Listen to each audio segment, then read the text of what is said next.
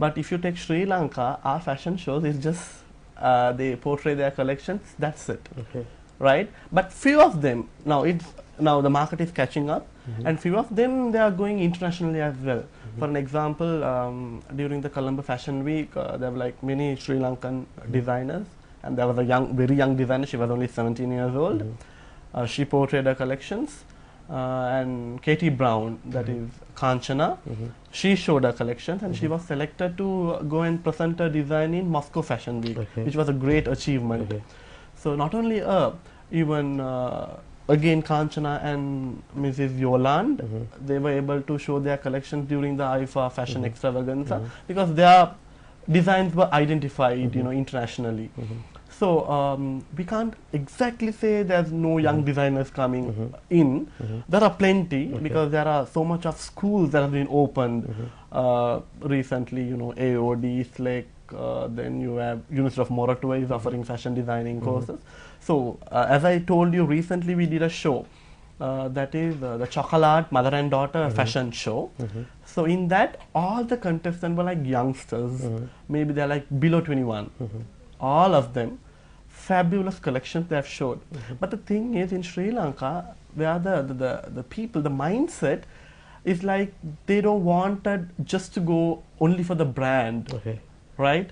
So as you said, it doesn't say whether the price tag doesn't say like it's 26,000 or 25,000. So that mindset in people is not being molded, I would say, to go into that kind of fashion brands. Okay. But Prassanna, still- let's Yeah. discuss this on right after this very short break. Sure.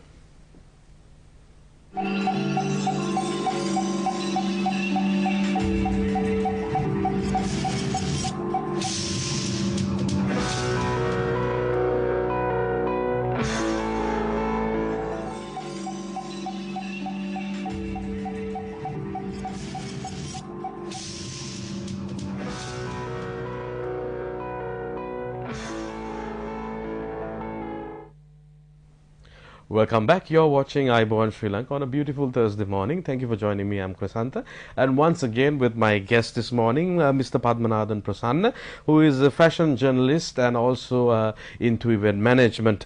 Prassanna, we were talking about how much are we willing to spend for a branded product in Sri Lanka? You were explaining that just before we went into the break. Thereafter, now as you mentioned earlier on, you were talking about the fashion week which was there and many up and coming talent. At the end of the day, Prasanna, where does it all end? How much recognition have these people got? And at the end of the day, the effort, the time and they use, how well is it exploited in Sri Lanka? And also, could you also talk about the models who are doing internationally pretty well? And unfortunately, none of us seem to know about them. I'm sure that there are models.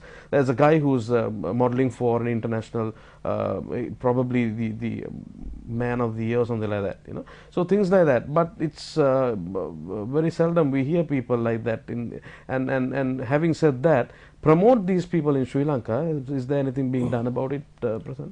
Well, that is really a sad story. Because our models and our designers, they internationally they go and they present their work and they get so much of recognition over there. But when it comes to Sri Lanka, it's really lacking over here. Now, we have so much of international achievement which was not exposed in Sri Lanka. For an example, in 2007, Nadika Pereira, she's one of the top models over here. She went to Spain to compete in this international best female model world. And she was the winner with 4 mini titles. So in an international pageant, it's like I would say there was around 46 to 47 countries who compete in this pageant, and she was the winner. So how many people knew about this in Sri Lanka? No one knew, because that exposure that has been not given to that particular person. And last year in 2009, Hemal Ranasinghe, he went to this same pageant in Spain, the International Best Male Model World, and he was the winner out of 42 countries, where Portugal came second and Mexico came third. Okay. So what is the recognition that you get over here? No, he was not recognized. Fallon Ranasinghe, she won in 2008. She was the first runners-up in the pageant. So our people, our own models go international, they win pageants, but the recognition is not being given over here. And as I said, designers, most of the designers, they go internationally, they do shows, and Katie Brown, Kanchana, she was able to show her collections in Moscow Fashion Week. But I don't see any publicity has been given. On top of everything, last year, Miss Sri Lanka for Miss World, Gamya Vijayadasa, she a super personality. She went and competed in Miss World pageant, and she was ranked 22. And for the first time in the Miss World history, Sri Lanka was able to do a final dance. She was able to perform an item in the final event. So those are real big achievements. So I would say, if we recognize these talents and if we just give them publicity, of course they can do well internationally as well.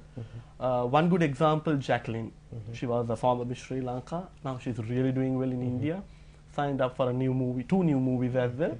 So there are so much of potential like that we have, but we should uplift them and we should bring them up. Prasanna, talking about Jacqueline, now this was international honor that she brought into the country, you know, and her identity, the way she poses herself as a typical Sri Lankan, bringing that honor to Sri Lanka is something that, you know, probably the first time, well, of course, after Mr. Rosie Sennaik won the title of and things like that. So now even at the IFA, which was held at the BMICH, the first leg of it, well, I was not there for the first half of the show, but I don't know whether I missed. But the second half of the show, it was all Indian models, you know, and the designer that they had, you know, it was pieces of saris attached together, and it was a beautiful creation. I don't recall what it's called, but I'm sure Sri Lankans, with all due respect, are much more creative and things like that. Having said that, also, why was it something that was decided by the committee not to have many Sri Lankan models for the IFA? Am I right? Or well, not exactly. Okay. There were plenty of Sri Lankan models being taken as well. To the IFA, that fashion extravaganza, and they have given equal chances to 2 Sri Lankan designers, that is Yolanda Aluhara and Katie Brown, and 2 Indian designers. So, but they were like, you know, the domination by the Indian models because they have organized it, but still the Sri Lankan models also been given chance to show their creations and the talent. Right. Talking once again on the designer, how possible is it now for Sri Lanka, from what I know, the Hamidiyas, the signature collection, is something that, okay, it has come to a particular stage and it has created a brand image. How difficult is this for a young up and coming designer to bring a label into that, at least as far as where Hamidiya has gone? Yeah, it's I would say it's not that easy, because when you get into the industry, the recognition you get is not that big, because if you take the abroad foreign magazines and the media, they give a special segment, or they concentrate more onto fashion as well, but over here it's not like that. So it's their own effort where they have to spend. Of course, you cannot advertise, or you cannot, you know, make other people to recognize your brand without spending money. So you have to put your collections into fashion shows, and then you have to make sure your label is, you know, about your label is, you know, it's gonna go in publications, maybe a TV interview, things like that. So it's not easy. It doesn't happen overnight. It takes some time to, you know, get your brand to the consumer. So it's not an easy task. Prasanna, how challenging is it for people like you in the fashion world, especially for designers, with a culture of, with the preserved culture of Sri Lanka, having drop-down jeans and half of your undergarments are exposed, having guys wearing pink belts, earrings and things like that, you know, pink sneakers, things like that. How far do you think this is going to be from Sri Lanka in time to come? Well, that maybe because you know, we have been influenced by the Western culture. Okay.